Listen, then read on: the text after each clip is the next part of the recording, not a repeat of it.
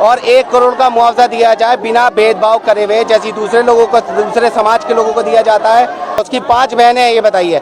आपके सामने बेटे को पीट पीट कर मार डाला गया। और इस अभी आप लोगों ने यहाँ से पीसफुल प्रोटेस्ट निकाला है, ये घटना को फिर से दोहराने की जरूरत नहीं, हर किसी को पता है। तो आप बताइए। देखिए, ये पीसफुल प्रोटेस्ट जो है वो तालिब की फैमिली के लिए निकाला गया है कि जिस तरीके से तालिब के यहाँ निर्मल हत्या हुई है, उस हिसाब से हम लोग चाहते हैं कि तालिब को भी 1 करोड़ का मुआवजा दिया जाए, जिस तरीके से मुआवजा रुपेश गुज्जर को दिया गया था। हम लोग नहीं चाहते हैं कि धर्म के नाम पर, मजहब के नाम पर भेदभाव किया जाए। और ये आम आदमी पार्टी का शुरू से ये चीज़ रही है कि वो भेदभाव करती है।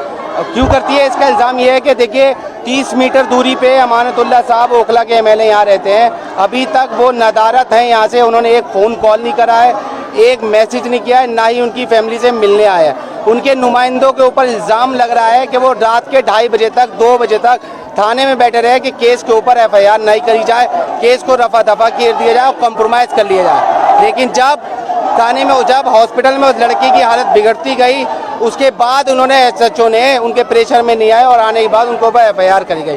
तो ये इल्ज़ाम जो लग रहा है उनके ऊपर कि वो कल्प्रिट को बचा रहे थे, बाकी लोगों की गिरफ्तारी नहीं हो पाई अभी तक। और अभी तक कितने लोगों की गिरफ्तारी हुई है? देखिए, अभी तक 4 लोगों की गिरफ्तारी हुई है, 2 अभी भी फरार है। 2 जो मेन आदमी है वो 2 अभी के अभी फरार हैं, लेकिन उनकी गिरफ्तारी नहीं हुई है। अब हम लोग ये चाहते हैं कि दिल्ली वक्फ बोर्ड के अंदर उसकी बहन को, तालिब की बहन को नौकरी दी जाए, सरकारी नौकरी दी जाए और 1 करोड़ का मुआवजा दिया जाए बिना भेदभाव करे हुए, जैसी दूसरे लोगों को, दूसरे समाज के लोगों को दिया जाता है, ऐसी ही मुसलमान समाज को भी दिया जाए। क्योंकि देखिए, बहुत ही गरीब फैमिली है, दबी कुचली फैमिली है, उनकी आवाज़ उठाने वाली कोई नहीं है। MIM ने कॉल दी है और हम लड़ने यहाँ पर आए उनकी तरफ से, और इंशाल्लाह इस लड़ाई को एंड तक लड़ेंगे। तालिब कितने भाई थे?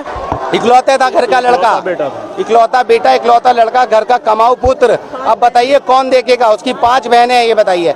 एक बहन की शादी नहीं हुई, कारी है, बिल्कुल गरीब गुरबा परिवार है। उनको देखने के लिए हमारे MLA अभी तक नहीं आए हैं।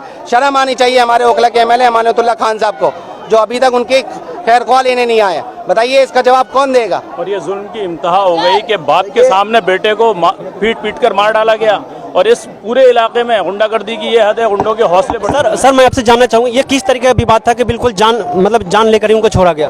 देखिए, ये गुंडागर्दी की हद है। विवाद वो तो किसी और बच्चे की सिफारिश में कहना गया था, ऐसे गिल्ली डंडा यहाँ खेलने दो, और उससे झगड़ा शुरू हो गया। और झगड़ा हुआ तो उसके बाप वहाँ पे मौजूद थे और वो आ गए बेचारे। उसने फ़ोन करके उन्हें बुलाया कि कुछ लोग मुझसे झगड़ा कर रहे हैं, और उनकी आंखों के सामने पीट पीट के उनके बच्चे को मार दिया गया। किसी बाप के सामने उसके बेटे को मार देना, ये तो गुंडागर्दी की इंतहा है। कितने बड़ा जुल्म है ये, क्या उसके दिल पे गुजर रही होगी, और वो भी एक लौता बेटा उनका। हम चाहते हैं कि ऐसे माहौल से निकाला जाए हमारे इलाके को। पुलिस क्या कर रही है? गुंडों के हौसले इतने बड़े हुए हैं कि वो जिसे चाहेंगे दिन दहाड़े पीट पीट के मार देंगे। और हम चाहते हैं कि तालिब के परिवार को मुआवजा मिले और उसकी बहन को वक्फ बोर्ड में एक नौकरी मिले।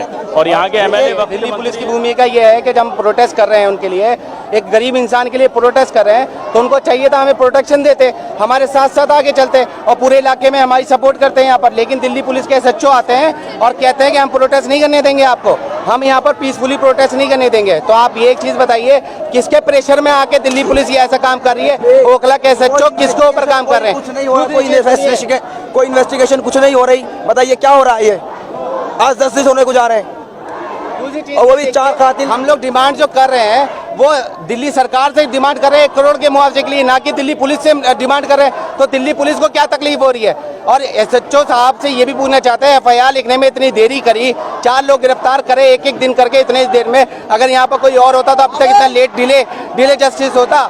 2 लोग अभी तक गिरफ्तार नहीं हुए हैं। दूसरी चीज़ ये कि यहाँ पर दिल्ली पुलिस से पूछना चाहिए SHO से कि उनके ऊपर किसका प्रेशर है, जो वो हम लोग को यहाँ पर पीसफुली प्रोटेस्ट नहीं करने दिया जा रहा है। हमें शुबा इस बात का है कि ये बिल्डर लॉबी इसमें इन्वॉल्व है इस पूरे प्रकरण में, और बिल्डर और पुलिस की यहाँ साठगांठ रहती है ओखला के इलाके में। तो ऐसा तो नहीं है कि वो बिल्डर्स लॉबी के दबाव में आके उन मुलजमान को बचाने की कोशिश कर रहे हैं। सही बात है। हम चाहते हैं कि जल्द से जल्द इंसाफ हो।